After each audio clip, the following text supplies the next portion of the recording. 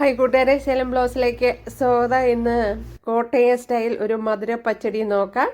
അപ്പോൾ ഞാൻ പൈനാപ്പിൾ ഇവിടെ കട്ട് ചെയ്ത് എടുത്തിട്ടുണ്ട്. ഉണ്ടല്ലോ, ഇതേപോലെയാണ് കട്ട് ചെയ്തെടുത്തിരിക്കുന്നത്. പൈനാപ്പിളിൻ്റെ പകുതിയാണ് എടുത്തിട്ടുള്ളത്.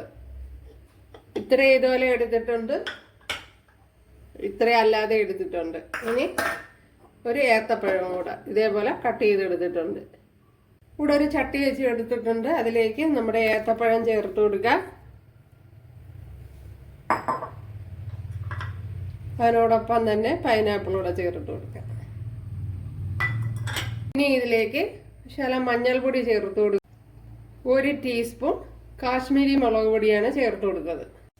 ആവശ്യത്തിനുള്ള ഉപ്പ് കൂടി ചേർത്ത് കൊടുക്കുക. വേകുവാൻ ആവശ്യമായ വെള്ളം ഒഴിച്ചു കൊടുക്കുക.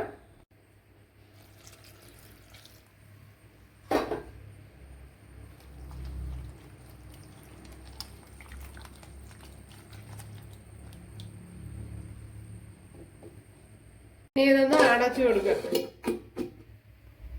ഇവിടെ 1.5 പിടി തേങ്ങ എടുത്തിട്ടുണ്ട്. ഇതിനെ ഒന്ന് ഫ്രൈ ചെയ്തെടുക്കണം. ഇവിടെ 1 ടേബിൾ സ്പൂൺ നെയ്യ് ചേർത്ത് കൊടുത്തിട്ടുണ്ട്, ഗീ. ഇതിലേക്ക് കുറച്ച് കാഷ്യൂനട്ട് ചേർത്ത് കൊടുക്കുക.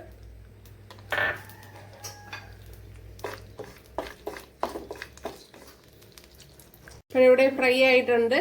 ഇതിലേക്ക് തേങ്ങ ചേർത്ത് കൊടുക്കാം.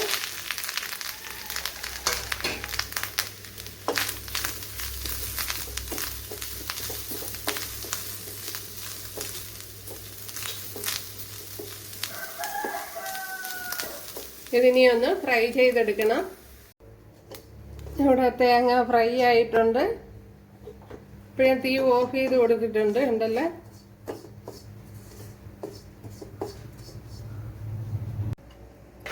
നല്ലപോലെ ഒന്ന് ഉടച്ചു കൊടുക്കുക. അതിനുശേഷം ശകലം ഞാൻ ഇതുപോലെ അടിച്ച് എടുത്തോണ്ട് വന്നിട്ടുണ്ട്. അതും കൂടെ ചേർത്ത് കൊടുക്കുക.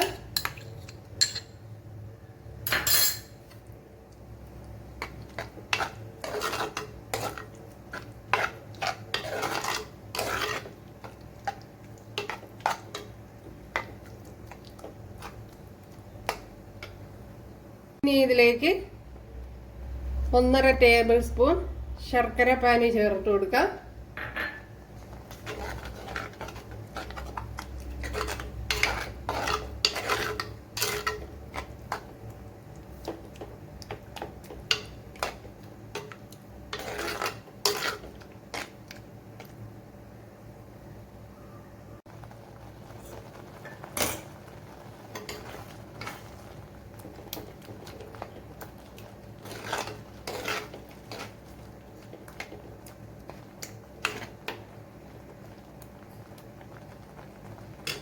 ഇനി ഇതിലേക്ക് വറുത്ത് വെച്ച തേങ്ങ ചേർത്ത് കൊടുക്കുക.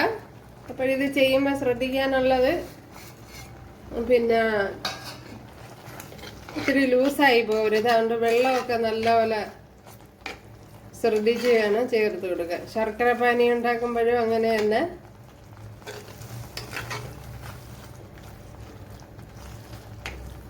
ഇനി ഇതിലേക്ക് ഫ്രൈ ചെയ്ത് വെച്ച കാഷ്യൂനട്ട് കൂടെ ചേർത്ത് കൊടുക്കുക.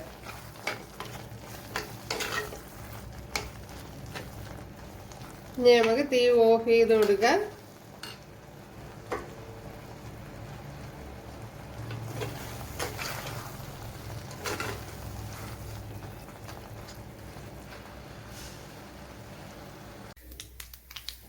അതിലേക്ക് 1 ടീസ്പൂൺ വെളിച്ചെണ്ണ ചേർത്ത് കൊടുക്കണം. അതിലേക്ക് കടുക് ഇട്ട് കൊടുക്കണം. ഇനി കുറച്ച് കുഞ്ഞുള്ളി ചേർത്ത് കൊടുക്കാം.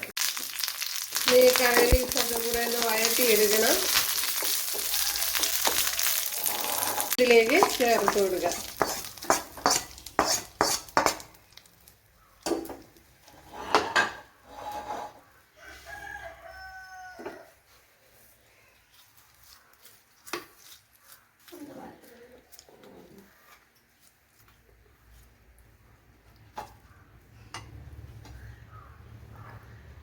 ഇനി ഇതിലേക്ക് കുറച്ച് ഗ്രേപ്സ് കൂടെ ചേർത്ത് കൊടുക്കുക.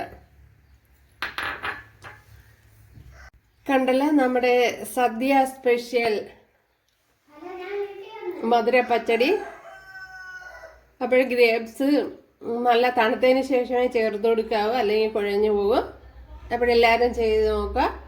കൂട്ടുകാർക്ക് ഇഷ്ടമായാൽ ഒന്ന് സബ്സ്ക്രൈബ് ചെയ്ത് സപ്പോർട്ട് ചെയ്യുക. അപ്പോൾ അടുത്തൊരു വീഡിയോ ആയിട്ട് കാണാമെന്ന് പറഞ്ഞുകൊണ്ട് എല്ലാവർക്കും താങ്ക്സ്.